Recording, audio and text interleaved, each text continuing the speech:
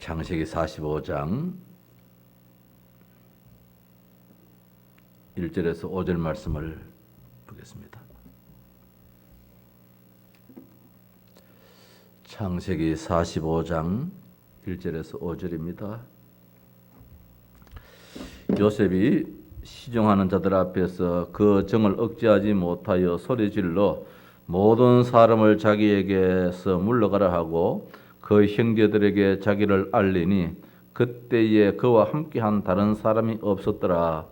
요셉이 큰 소리로 우니 애굽 사람에게 들리며 바로의 궁중에 들리더라. 요셉이 그 형들에게 이르되 나는 요셉이라 내 아버지께서 아직 살아계시니까 형들이 그 앞에서 놀라서 대답하지 못하더라.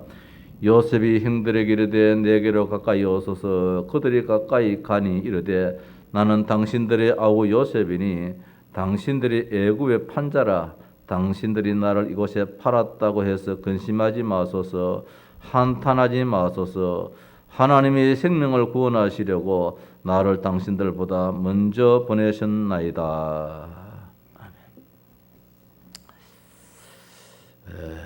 요셉에 대한 이야기를 요새 많이 듣고 있습니다.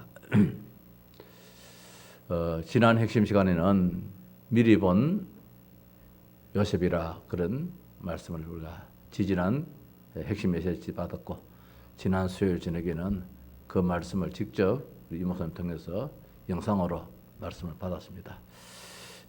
오늘은 그 메시지 그대로일지라도 지난주 핵심 메시지라도 오늘 제가 좀 전할까 싶습니다. 세계 렘넌트 대회 때에 그 5 메시지를 주셨습니다. 제123 RUTC 응답이라는 이 대주제 속에서 미리 보기, 미리 갖기, 미리 누림, 미리 정복, 미리 성취, 이 5 말씀을 주셨는데, 이 5 말씀을 요사 이제 핵심 시간에 하나씩 또 이렇게 구체적으로 풀어서 이 말씀을 주셨는데, 그래서 지지난 주에 미리 보기에서 미리 본 요셉을 이제 예를 들어서 요셉이 무엇을 봤는지, 가장 안 좋을 때 요셉이 비전을 봤다는 겁니다. 비전을. 언제? 노예 때에 중요한 것을 봤습니다. 가장 안 좋을 때에. 제가 요셉을 이렇게 보다가 제 지난 날들의 인생을 한번 다시 한번 더 여러 말씀을 드린 기억도 있습니다만은 한번 생각이 나더라고요. 직장 생활을 이제 하기 위해서 제일 처음에 시험 친 데가 울산에 있는 큰 회사입니다. 그런데 내가 그걸 모를 택이 없는데 시험장에 들어가서 시험지를 펼쳐놓고 있는데 하나도 모르겠어요. 아주 기본적인 건데 당최 모르겠어요. 그래서 떨어져 버렸어요. 그 회사도 큰 회사는 아닌데 그건 차만 회사인데, 그 당시만 해도 이름 있는 회사인데, 그거를 모른다는 것은 내가 나와서도 생각했기에 이해가 안 되더라고요. 근데 시험지를 받아놓으니까 하나도 모르겠어요.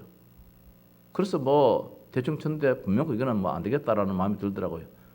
그래서 이제 보니까 면접에도 아예 안 되더라고. 이렇게 시험지에서 떨어져 버렸어요. 좀 창피스럽기도 하고. 그런 가운데 수원에 있는 삼성 큰 회사입니다.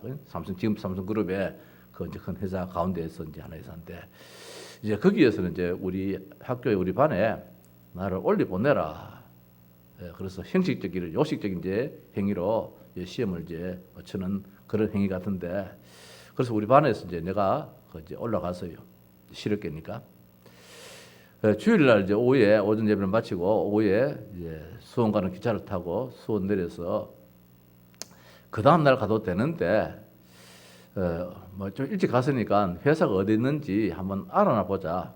그래서 하룻밤 이제 숙박을 하고 자고 내일 이제 시험을 쳐야 되는데, 월요일 시험 쳐야 되는데, 그 주일날 올라가서 이렇게 가보니까 그때마다 수원이 그 메탄동이 완전 허벌판이거든요. 지금이 아마 대단하지만 그 당시에 이제 삼성이 갓 들었을 때입니다.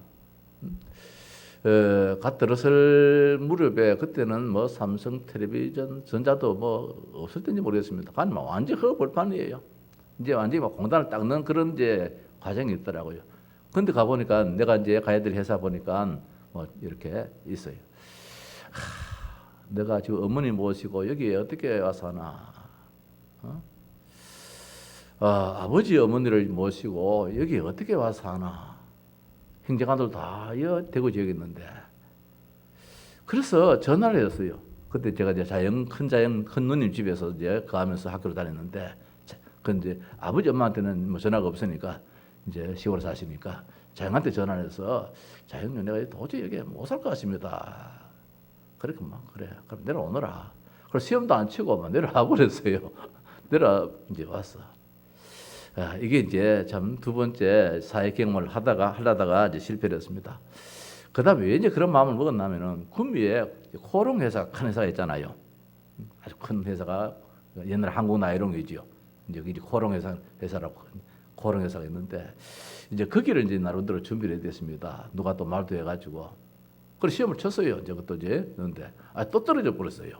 떨어지는 언어가 있는지 어사가 있는지 꼭 떨어져 버렸어요.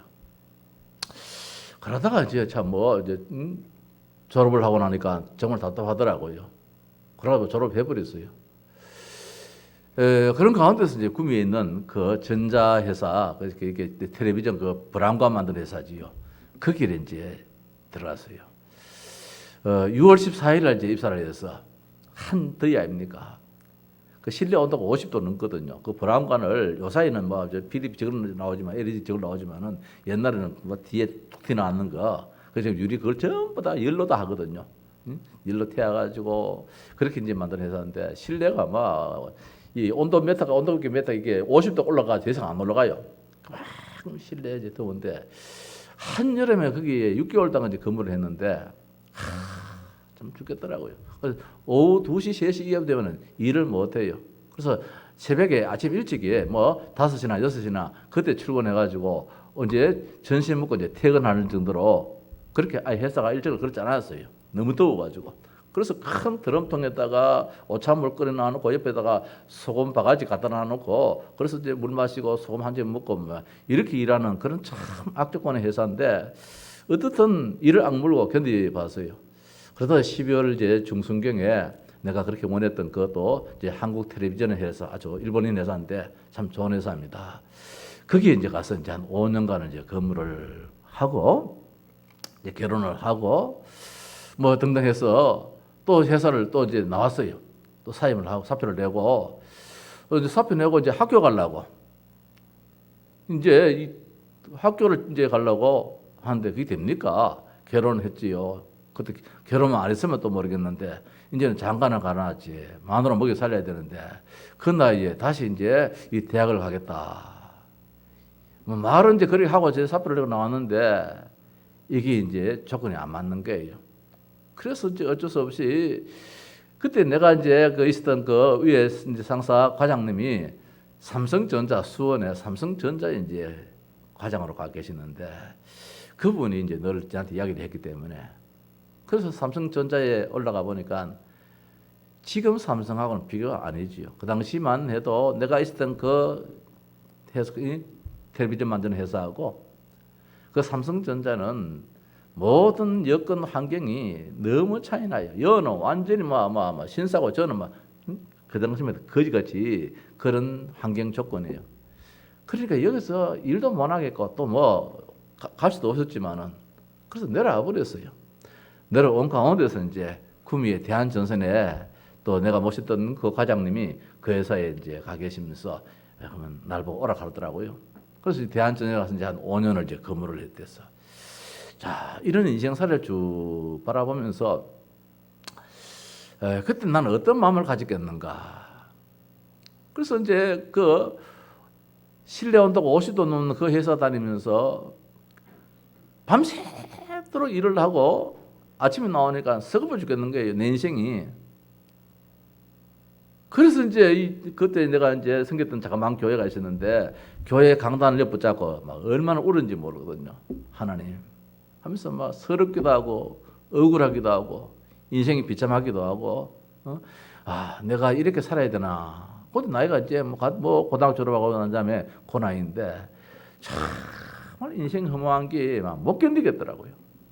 그래서 뭐 예수를 안 믿는 사람 같았으면야 또 방탕도 하겠지만은 술이라도 갖다 먹고 뭐 이렇게 도 하겠지만은 그래도 뭐 얄팍한 신앙 때문에 그래는 못하고 그걸 할 수 있다는 것이 이제 기도밖에 없는 것이지요. 그래서 여기 와가지고 막 실컷 울면서 그때에 나도 모르게 툭 나온 말이 하나님 나 목사 되게 계십니다. 예쁜 게라요. 그러면 하나님이 얼마나 기뻐하시겠습니까? 그래. 그러면 막 목사 되는 길로 쫙 이렇게 이제 연결해 줘야 되잖아요. 그때는 결혼 전이지요. 그런데 그 이후로 10년이 지난 가운데서 하나님 이제 신학교를 이제 보냈어요. 결혼하고 혜림이까지 낳고 이제 이렇게 해서 내가 목사 되겠습니다. 신학교 가겠습니다. 억울하고 속상하고 답답해가지고 나도 모르게 툭 튀어나온 말이 소원이 되어버리는 거라. 근데 하나님이 이 허락을 안 하시더라고요. 그런데 이제 10년쯤 지난 가운데서 이제 두 번째 회사에서 이제 한 5년간 근무하는데 거기서는 이제 잘했었지요. 회사에서 아파트도 주고 말입니다. 그때 월급만 해도 꽤 많이 받았어요. 그 정도 같으면은 뭐 나름대로 이제 괜찮게 살고 신앙생활도 이제 구미에 있는 제일 큰 교회에서 이제 뭐 좀 집사로 30대가 안 됐는데도 안수 집사 막 표가 막 나오고 막 이러더라고요. 그렇게 이제 나갔으면 뭐 평탄한 길로 갈 수 있었는데 어느 순간인가 신학교로 가야 되는데 언젠가는 40이 넘어서 신학교를 가지 않겠는가 이런 이제 답답한 마음이 생기더라고요. 그래서 이제 하나님 앞에 시간을 정해서 기도하는 가운데서 뭐 응답이다 이렇게 확신 가지고 이제 신학교를 가게 되어서 이제 오늘 여기까지 이 하영까지 이제 여러분들과 만나서 같이 신앙생활하는 이런 과정을 갖게 되었습니다. 그래서 요셉을 바라볼 때 요셉은 이런 환경 속에서 답을 가졌는데 답답하지 않았는데 속상해하지 않았는데 억울해하지 않았는데 한탄하지 않았는데 나는 그때에 어머니 뱃속부터 신앙생활을 했는데 내가 안다는 것은 교회밖에 모르는데 학교밖에 모르는데 아무것도 모르는데 오직 기도밖에 모르는데 예배밖에 몰랐는데 그때 나는 요셉 같은 이런 신앙 요셉이 가지고 있는 12DIP 요셉이 가지고 있는 그 언약 요셉이 가지고 있는 그 비전 요셉이 가지고 있는 그 꿈 말입니다. 요셉이 가지고 있는 그 이미지 요셉이 가지고 있는 그 프랙티스를 나는 그때는 못 가졌거든요. 그래서 그때마다 과정마다 참 힘들어했던 것들이 이제 생각이 나서 정말 요셉은 정말 하나님의 은혜를 입은 자구나. 그래서 우리가 하나님의 은혜를 입어야 되겠다 이런 마음을 한번 생각을 해봤습니다. 요셉이 가장 안 좋을 때 본 비전인데 그때 안 좋을 때가 언제냐 말입니다. 노예 때잖아요. 감옥 때잖아요. 자, 이럴 때에 이유를 대지 않았던 것입니다. 핑계를 대지 않았습니다. 항변하지 않았습니다. 억울해하지 않았습니다. 이게 신앙인데 지금 우리는 그 신앙 갖지 않은 것입니다. 우리가 정말 나에게 예수가 있는가? 나에게 복음이 있는가? 복음이 있다면 끝인데 그 어려움이 시작인데 나의 끝은 하나님의 시작이라 했는데 어제 저녁에 기독교 어느 방송에 보니까 보디발에 대해서 이 요셉에 대해서 영화가 나오더라고요. 그래서 이제 이어지는지 중간에 하다가 이제 끊어버렸는데 그래 보니까 요셉이 보디발의 아내의 모함으로 보디발에게 이제 신문을 당하는 보디발이 아주 예리하게 생겼더라고요. 나는 보디발 하니까 이름이 좀 뭐 그래가지고 좀 뭐 어주이 떠주처럼 생각을 했는데 그 영화에 보니까 말입니다. 이 보디발이 진짜 샤프하게 생겼더라고요. 그럴 수 있는 것이 그 시대장이니까 아주 높은 사람이잖아요. 그 이 보디발이 이제 신문을 하고 감옥에 이제 보냈는데 이 보디발 아내가 자꾸 잔소리를 하더라고요. 하는데 보디발이 안다는 거예요. 요셉이 나빠서가 아니라는 것이에요. 내가 당신 행위를 안다는 거예요. 당신 아내 이 부인이 평상시에 처신을 안다는 거예요. 요셉이 지금 억울하게 지금 잡혀간다는 걸 이제 그런 것을 이제 암시를 하고 있더라고요. 그 영화에 잘 봤다. 이제 그런 마음을 이제 가지는데 요셉이 그런 가운데서도 주인한테 어떠다 저떠다 한마디 하지 않고 감옥으로 끌려가는 그 자세. 물론 화는 났겠지요. 뭐 하는 거 보고 행동하는 거 보기에 화는 났는 표정이에요. 표정이지만은 그 주인한테 이렇다 저렇다 당신 아내가야 뭐 어떻다 해가지고 이렇다 그런 말을 한마디도 안 하고 그냥 끌려가서 그렇게 하면 이제 같이는 그걸로 이제 끝나는데 그렇던 거 그래요. 자, 중요한 것은 뭐냐? 언약을 잡았다는 것입니다. 그 창세기 37장 11절 말씀에 그의 형들은 시기하되 그의 아버지는 그 말을 간직해 두었더라 했을 때에 요셉이 어느 정도 말을 했겠는가? 요셉이 그냥 지나가는 말로 한마디 했기 때문에 아버지가 간직했다는 것이 아니고 요셉이 정말로 형들이 그럴 때에 막 대들듯이 하는 그런 이 태도를 보면서 아버지는 무엇인가 이놈의 말이죠. 저는 헛된 말, 헛말이 아니다. 무엇인가 저 마음에 가지고 있는 그런 말일 것이다. 아버지는 간직해 두었더라. 이제 이랬단 말씀입니다. 그래서 요셉이 본 것이 무엇이냐? 지지난주 핵심 메시지를 본다면은 이제 그런 말씀이 있었잖아요. 하나님의 절대 주권을 받았다는 것입니다. 하나님 이게 전부 다잖아요. 우리의 신앙은 이게 되면은 끝나는데 모든 것이 하나님께서 하신 일이다. 하나님의 절대 주권입니다. 세계복음은 하나님의 절대 주권이다. 이걸 이제 우리가 줄곧 지금까지 이야기하고 있습니다. 그래서 지금 코로나 이거 결단코 이거 문제 아니다. 이게 우리는 기회고 축복이다. 이런 것 때문에 우리는 하나님이 우리나라를 사용하고 우리 한국교회를 사용한다는 것, 특히 우리 복음 가진 사람을 이럴 때 하나님은 분명코 들어 사용한다는 것. 어떻게? 세계복음화에 하나님의 절대 주권. 이 코로나도 하나님의 절대 주권이잖아요. 끝날 듯 그것도 하나님의 절대 주권이라는 거예요. 하나님 끝나게 하면 끝나거든요. 인간의 생명이 하나님의 손에 달렸지 우리 손에 달린 건 아니잖아요. 아까 이야기했다시피 그 세상 떠나는 거 말입니다. 이렇게 세상 떠날 줄은 몰랐다는 거예요. 그렇겠잖아요. 자, 그런데 이제 고난의 이유도 알았고 당연하다고 알았습니다. 이 세상이 이치니까 그의 너에 대한 이유도 알겠지요.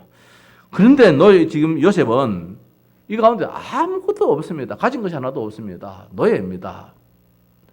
그래서 노예로서 감옥에 갔습니다. 그걸 할 수 있는 것은 하나밖에 없어요. 하나님 의지할 수밖에 없다는 거. 저도 참 감사한 것이 그런 이런 과정을 쭉 거치면서 할 수 있다는 것이 기도밖에 없더라고요. 지난 날들 쭉 이사를 해도 거의 20회, 20번 군인들 이사 다닐 정도로 나도 이사를 많이 다녔거든요. 그럼에도 불구하고 그 할 수 있었다는 것이 그래서 어릴 때 어머니 뱃속부터 신앙생활을 했다는 그것이 참 힘이었는지 은혜였는지 할 수 있었던 것이 그래도 기도밖에 없었다는 것이 참 한편 감사가 나오기도 하고 요셉이 할 수 있는 것이 나싱에 도전했다는 거 아무것도 없는 데서 도전했다는 거 하나님 앞에 이게 큰 무기라는 것이지요. 내가 좀 한 거 있으면은 기도가 안 되어져요. 내가 옛날에 신학 다닐 때에 금에 있는 땅덩어리 하나 팔아가지고 조금 이제 은행에 돈을 넣어놨는데 그게 생각나가지고 하나님 앞에 미안해서 기도가 안 되더라고요. 다른 사람들은 한 푼도 없이 지금 공부를 하고 있는데 그 돈 이제 땅 팔아가지고 몇 푼 있는 거 그거 일단은 그거 맞지도 않았는데 한편 때로는 그것이 의지가 될 때 있지요. 영광 없으면 하나님 기도할 수밖에 없는데 무언가 내한테 많은 의지할 때가 있으면은 나도 모르게 그것이 의지가 되어버려요. 사실 요셉은 하나도 없어요. 그러니까 할 수 있는 것은 오직 하나님밖에 없다는 거. 이게 사실이 요셉이 본 것이라는 거. 나에게는 하나님밖에 없다는 거. 그래서 그는 결국은 살리는 자가 되었다. 보디발과 그의 아내도 살렸고 장관도 살리고 왕도 살리고 애굽 나라 살리고 자기 가족도 살리고 다 살리는 자가 되었다. 이걸 우리가 지지난주에 요셉이 본 것에 대해서 말씀을 받았는데 우리가 지난주 핵심 때는 오늘 창세기 45장 5절 이 말씀 가지고 미리 가진 요셉이다. 그런 말씀을 주셨습니다. 그 참 중요한 말씀을 하셨는데 먼저 가지면은 누구도 할 수 없는 가질 수 없는 그걸 하셨는데 이게 성공자가 된다는 거. 먼저 가지면 그럴 수 있잖아요. 먼저 가지니까 성공자가 될 수 있고 먼저 가지면은 지도자가 될 수 있고 먼저 가지면은 아무나 할 수 없는 전도자가 될 수 있다. 왜? 전하는 자가 될 수 있으니까. 내가 증인이기 때문에 이런 제 말씀을 서론에서 주셨습니다. 따라서 먼저 가지면은 모든 사람을 용서하게 된다는 거예요. 초월하고 넘어설 수 있는 뛰어넘을 수 있는 이런 힘이 있는 것이지요. 가졌기 때문에. 이제 결국은 이제 요셉은 뭐 그 전에도 이런 하나님의 절대적인 주권의 신을 가졌지만 이게 총리가 된 가운데서 이제는 뭐 다 용서할 수밖에 없고 또 요셉의 심성으로서는 용서가 되어지는 이제 이런 말씀입니다. 오늘 여기 말씀 보니까 요셉이 그 형들에게 이르되 내게로 4절에 요셉이 형들에게 이르되 내게로 가까이 오소서 그들이 가까이 가니 이르되 나는 당신들의 아고 요셉이니 당신들의 애국의 판자라 했습니다. 이런 내게로 가까이 오소서 지가 하면 안 되나 말입니다. 요셉 지가 쫓아가지고 형님요 하면서 어느 사람은 되는데 내게로 가까이 오소서 이렇게 이야기하고 있습니다. 이 말씀은 뭐냐면은 나 요셉은 형님들을 멀리 해본 적이 한 번도 없었습니다. 내가 인생 지금까지 살면서 형들한테 팔린다 할지라도 형들에게 내 어림을 당한다 할지라도 때로는 집안에서 핀잔을 받는다 할지라도 나는 형들을 항상 내 가슴 속에 내가 가까이 갔습니다. 근데 문제는 지금까지 형들이 나한테 가까이 온 적은 한 번도 없었습니다. 이런 뜻이거든요. 오늘 여기 가까이 오소서 이 말씀이 나는 당신들보다 높은 자리니까 내가 당신들한테 내려갈 수 없으니까 당신들은 나한테 오너라 명령의 권위적인 그런 뜻으로 오라 한 것이 아니고 내 마음속에는 항상 당신들 가운데 있다는 거예요.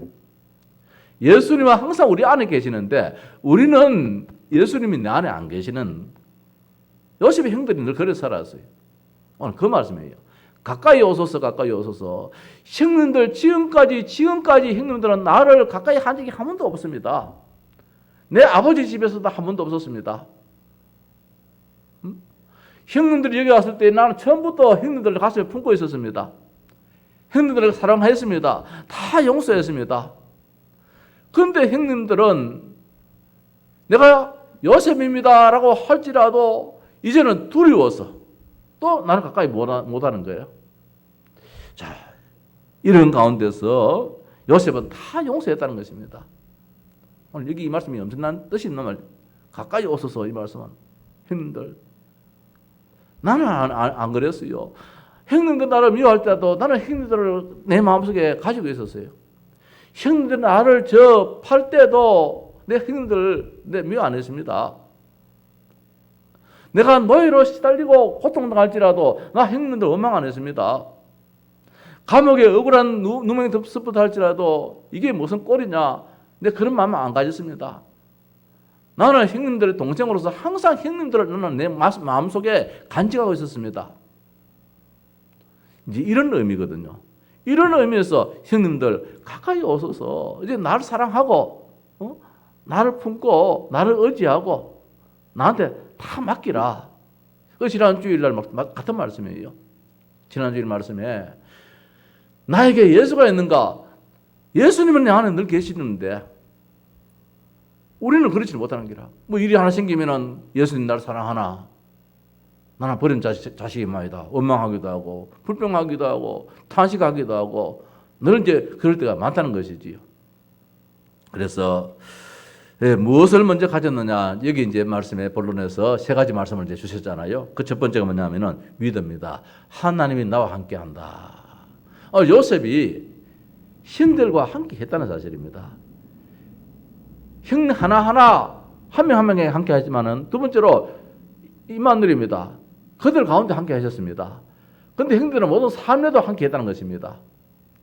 그래서 그 위에 말씀 보면은 내 아버지 요셉이 그 형들에게 나는 요셉이라 내 아버지께서 아직 살아계시니까 지금까지 아버지가 살아계셨냐고 당신들의 아버지가 살아계시냐고 여러 번 많이 물었잖아요. 여기 많이 물었는데 또 묻습니다. 근데 달라요. 지금까지는 당신들의 아버지였고 이제는 이 아버지가 내 아버지라요. 야곱이 지금까지는 당신들의 아버지로 접근해서 물었는데 오늘 여기 45장 3절에서는 내 아버지께서 아직 살아계시나이까 이제 내 아버지예요. 우리가 하나님을 내 아버지라 말입니다. 당신들의 아버지 말고 내 아버지, 내 하나님. 이게 신앙이라는 게 이게 신앙. 그 요셉은 항상 내 아버지를 그리워했다는 것이에요. 내 아버지를 그리워서요. 애굽에 살면서도 여기 총리로 살면서도 내 자식을 낳고 살면서도 항상 내 아버지 내 아버지. 자기 형들을 물을 때 지금까지는 물을 때 뭐냐면은 당신들의 아버지가 살아계시나이까 이렇게 물었단 말입니다.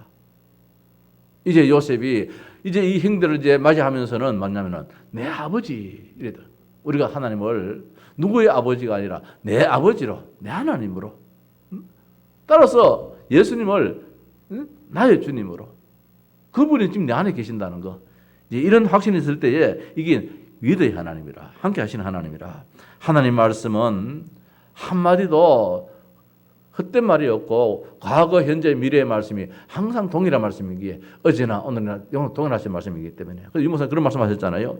창세기 15장 14절 15절에 아브라함에게 400년 동안 이방의 객이 되리라 이런 말씀 나오잖아요. 그 제사를 지르고 날 때에 이 말씀하고 창세기 41장에 1절에 38절에 이제 이 나라의 누구입니까? 요셉이 총리가 되어집니다. 이 총리가 된 가운데서 어느 날 세월이 간 가운데서 애굽이 이제는 애굽의 노예가 되잖아요. 자, 창세기 15장에서 창세기 41장에 그 사이에 그 긴 시간 동안이라도 요셉은 그 사이에서 항상 하나님과 함께 했다는 것이지요. 그래서 창세기 39장 2절에 노예 생활하는 가운데서도 하나님 나와 함께 하신다. 이게 되어버리니까 삶이 형통하게 되어졌고 따라서 불신자 보디발이 볼지라도 범사에 하나님이 함께 하시는구나. 이걸 이제 보게 되어졌고 창세기 40장에서도 감옥에 갇혔을 때도 하나님의 나라가 간에 임하였고 또 사람을 움직이는 그 힘이 그 안에서도 있게 되어졌고 그런 가운데서 정치의 발판을 삼는 그런 자리가 되었다는 것. 힘이 없는 자리에 사는 돌이 넘어지는 그런 것이 되겠지만 힘이 있는 자에게는 그 돌이 발판이 된다. 이런 말씀도 하셨잖아요. 그래서 하나님이 나와 함께한다. 이게 이제 내가 가진 것이라는 것. 이게 크다는 것이지요. 따라서 하나님 우리와 함께한다. 임마누엘이죠. 요셉의 말을 야곱이 간직했다. 요셉은 어릴 때부터 뭘 가지고 있느냐. 그걸 먼저 메시지 보면은 12디아필을 가졌다. 아까도 말씀해. 나는 어릴 때 12디아필을 안 가지는 것 같은데. 나도 어릴 때부터 교회밖에 몰랐는데. 어릴 때부터 정말 성경을 가까이 했는데. 어릴 때부터 뭐 하면 기도했는데. 나는 이 복음이라는 것이 희미해가지고 나에게는 12DIP가 사실은 없었는데 요셉은 이런 과정에서 살면서도 12DIP라. 그래서 요셉에 대해서 성경을 쓴다면은 이 성경 66권 한 권을 다 쓸 수 않겠습니까? 요셉의 일대에 대해서 하나하나 소상히 다 기록한다면은 그렇게도 기록을 할 수 않겠습니까? 그 다 기록을 못하니까 이제 큰 정리를 하다 보니까 요셉에 대해서 이렇게 기록해 놨겠지만은 정말 요셉에 대해서 하나를 한다면 요셉이 붙잡은 언약이 무엇이며 요셉이 붙잡은 비전이 무엇이며 꿈이 무엇이며 그 형상이 무엇이며 그 작품이 무엇인지 이래 하나 소상히 적는다면은 얼마나 그거 참 양이 많겠습니까? 예, 그래서 정말 이 노예 인생으로서는 끝이잖아요.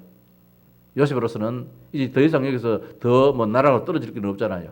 인생 제일 마지막 그 길인데 그러나 그 인생의 나의 그 끝은 무엇이냐? 하나님의 시작이다. 하나님이 분명 그 하실 일을 여기서부터 시작한다는 것이지. 노예로부터 시작해가지고 그리고 보디발의 집에서 이런저런 일을 당하면서 감옥에 가서 일찍 나오면 뭐합니까? 일찍 나가봤자 억울한 누명 벗고 아버지 집에 가는 그러면 또 집에 가서 또 핀잔 듣고 뭐 집안 또 풍비 박산 만들고 형님들이 나를 팔아서 이렇게 됐습니다 아버지요 하면은 아버지들 아버지 성깔에 가만히 있겠습니까? 다 아마 때려 죽여버리지요. 하나님은 그렇게 안 하시더라는 것입니다. 30세가 되기까지 감옥에 가다 놔버리지요. 이런 일들을 우리가 봅니다. 그래서 하나님의 계획을 우리가 그 가운데서 바라볼 수 있겠고 또 그 이제 임금이 꿈을 꾸기까지 그 장관이 그 자기가 부탁받았던 것을 다 잊어버리게 되어지고 마침내 총리가 되어지는 이런 모든 것들이 하나님이 우리와 함께 하신다는 것이지요. 그래서 이제 참 이 뭘 받느냐, 뭘 가지느냐 여기에 따라서 얼마나 참 달라지느냐. 마지막에 보니까 이제 원내스의 하나님입니다.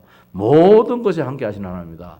요셉에게는 가정이라는 것이 있습니다. 노예라는 아픔도 있었습니다. 감옥이라는 그런 아픔도 있었습니다. 총리라는 그런 일도 있었습니다. 형제와 관계에서는 원수지간의 그런 관계였습니다. 이 가정 문제에 있어 가지고 그것이 상처로 남는다면 뭐 하겠습니까? 그러나 이 발판이 되는 것입니다. 분명 그 가정 문제가 있으면 상처 아니면 발판이 될 수 있는데 요셉은 그것을 상처로 앉지 않고 발판으로 삼았다는 것. 노예가 얼마나 고통스러우느냐.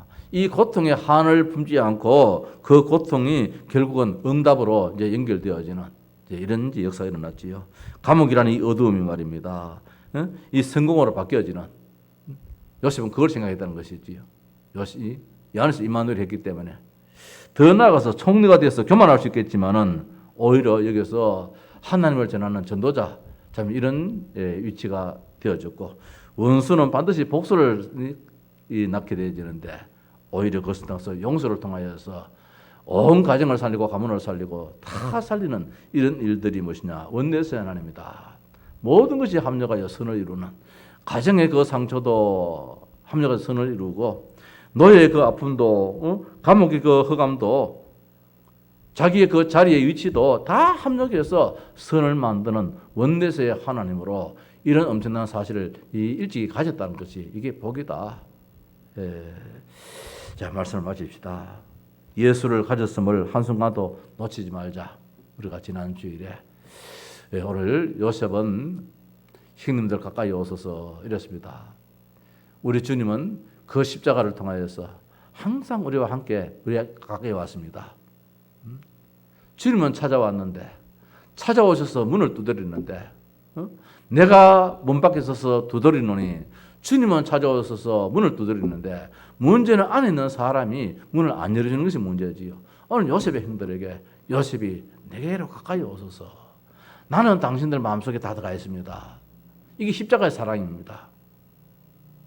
예수는 십자가의 사랑으로 우리의 허물을 다 용서해 주시고 내 안에 와 계시는데 내가 지었다 할 죄까지도 용서해 주시는데 주홍 같은 붉은 죄일지라도 따라서 지렁 같은 그 죄일지라도 흰눈같이 양털같이 기억도 하지 않는 그런 용서의 주님으로 우리한테 다가왔는데 우리는 주님을 가까이 하지 못할 때가 많습니다.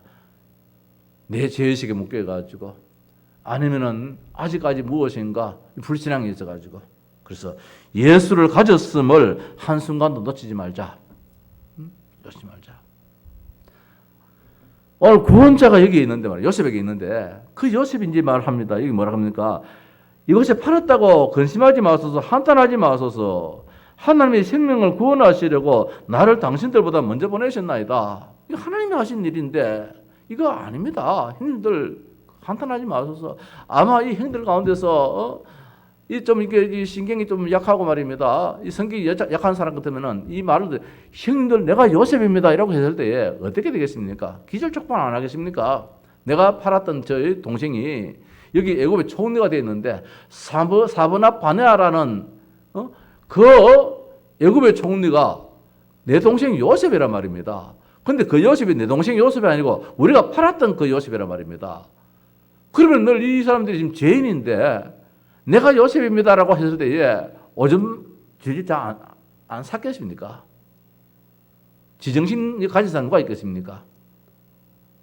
자, 이런 형들에게 요셉이 한탄하지 마소서, 근심하지 마소서. 우리 주님이 우리에게 늘 하시는 말씀이 그 말씀입니다. 자, 그 주님을 우리가 마음속에 좀 모셨다면은 어떻게 나와 함께 하시는 하나님, 우리와 함께 하시는 하나님, 모든 것에 함께 하시는 하나님. 이 사실을 고백한다는 것이 우리의 신앙이다. 그래서 2주에 걸쳐서 미리 본 오늘 지난주 핵심에는 미리 가진 요셉을 통해서 보았는데 우리 인생에 있어서 우리의 지난 세월을 한번 쭉 볼 때에 나는 어릴 때부터 예수를 믿었는데 우리 정장로님은 뭐 나중에 믿었을까 모르겠습니다만 나는 억울하더라고요. 나는 참 억울해요.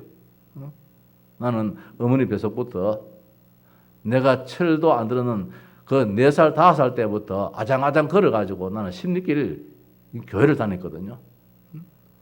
십리길 교회를 갈 때에 우리 동네 우리 친구 형님이 왜 그 시간 되면 아는지 말이죠. 쫓아나 바로 길가 집인데 쫓아나가지고 하는 말이 예수를 믿니 내 똥구멍을 믿어라 늘 이랬거든 말이에요. 근데 그 친구는 이제 예수를 믿어가지고 지금 뭐 장로가 됐는지 모르겠습니다만은 대구에 지금 학교 교장 초등학교 교장으로 이제